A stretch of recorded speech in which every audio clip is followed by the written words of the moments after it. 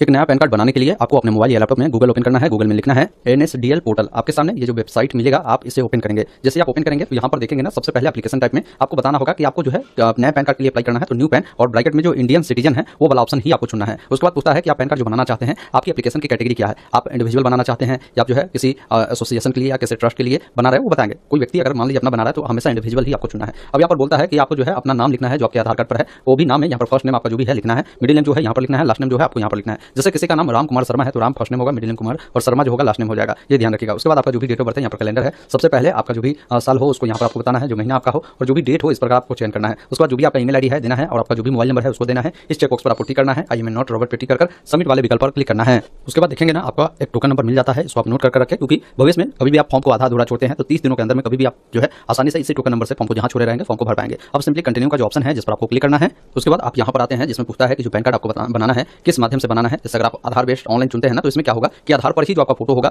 और वही आपको यहाँ पर आ जाएगा। लेकिन मैं कहूंगा कि आधार से ही अगर आप बनाते हैं तो ये वाला ऑप्शन आपके लिए ज्यादा बढ़िया है कि यहाँ पर देखिए pan application with supporting document, जिसमें आप स्कैन कर अपना मनचाहा फोटो सिग्नेचर दे सकते हैं। आप इस वाले विकल्प पर आपको टिक कर देना है। उसके बाद आपको नीचे आना है। यहाँ पर बोल रहा है कि पैन कार्ड जो चाहिए आपको फिजिकल कॉपी और सॉफ्ट कॉपी दोनों चाहिए तो इसके लिए 107 रुपये का पेमेंट आपको करना होगा। यदि अगर आपको सॉफ्ट कॉपी ही चाहिए तो उसके लिए जो है मात्र आपको 72 रुपये ही देने होंगे। लेकिन बढ़िया है कि आप फिजिकल और सॉफ्ट दोनों बनवाए तो इस चेकबॉक्स पर टिक कर दे। आपका जो भी आधार का लास्ट 4 डिजिट है वो यहाँ पर लिखना है। आधार पर जो भी आपका नाम है यहाँ पर पूरा नाम लिखेंगे। बाकी आपका जो भी फर्स्ट नेम लास्ट नेम है वो देखने को मिलता है, डेट ऑफ बर्थ देखने को मिलेगा, जेंडर बताएंगे, लड़का है तो मेल, लड़की है तो फीमेल आपको चुनना है। बाकी नीचे आपको आना है, पिताजी का जो भी नाम है यहाँ पर first name middle name last name आपको बताना है। अगर आपके सिंगल पेरेंट है, जैसे हो सकता है आपके फादर की डेट हो चुकी है, मदर ही है या आपकी मदर नहीं है फादर ही है, तो यहाँ पर प्रेस कर देंगे तो आप बताएंगे कि आपका अभी सिंगल पेरेंट कौन है, वो चीजें बताएंगे। अगर ऐसा नहीं है दोनों जीवित है तो यहाँ पर नोट कर आपको आगे बढ़ना है। पिताजी का first name middle name last name लिखेंगे, माताजी का first name middle name last name देना है। उसके बाद यहाँ पर पूछता है कि पैन पर आप किसका नाम प्रिंट करवाना चाहते हो तो हमेशा ध्यान रखें पैन पर हमेशा पिताजी का नाम होता है। यहाँ पर फादर वाला ऑप्शन चुनकर नेक्स्ट वाले विकल्प पर क्लिक करेंगे। उसके बाद आप आते हैं अगले स्टेप में जहाँ पर आपकी इनकम की जो भी सोर्स है वो बताएंगे। अगर मान लीजिए सैलरी से इनकम आ रहा है या आपका बिजनेस से आ रहा है तो बता सकते हैं। अगर कोई इनकम का सोर्स नहीं है तो नो इनकम वाले विकल्प पर आपको क्लिक करना है। अब एड्रेस में बताना है कि आपका जो एड्रेस है वो रेसिडेंशियल है या ऑफिस वाला एड्रेस है, वो चीज़ आप यहाँ पर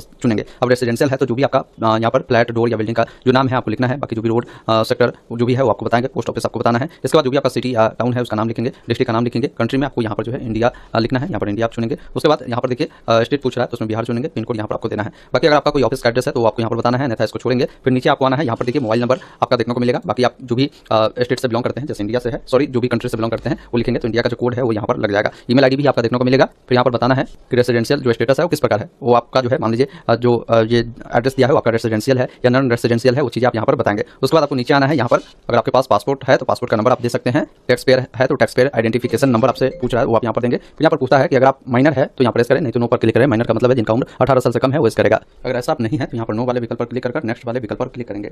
उसके बाद आप आते हैं अगले स्टेप में जहाँ पर क्या है ना कि आपका जो भी एओ कोड है वो फिलअप रहता है। आप सिंपली नीचे आएंगे, यहाँ पर आपको जो है इंडियन सिटीजन चुनना है, जो भी आपका स्टेट है उसको चुनना है, जो भी आपका जिला पड़ता है ना जिला को आपको चुनना है।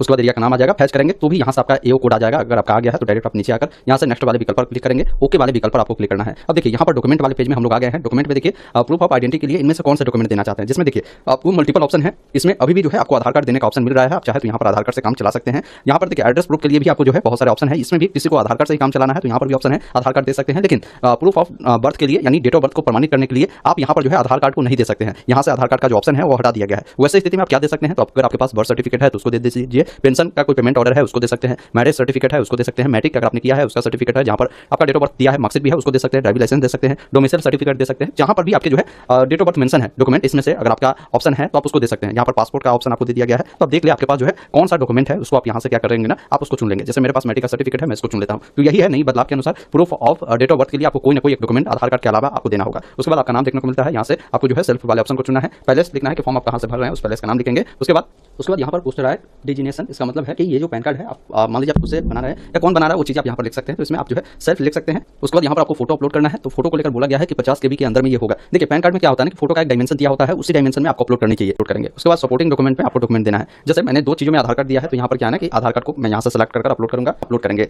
तो चीज़ें यहाँ पर अपलोड हो जाएगा। इसी अनुसार आप मान लीजिए 2 डॉक्यूमेंट दिया है तो दूसरा डॉक्यूमेंट यहाँ पर जो भी दिया है डेट ऑफ प्रूफ के लिए उसको सेलेक्ट कर अपलोड करेंगे, सबमिट वाले विकल्प पर क्लिक करना है।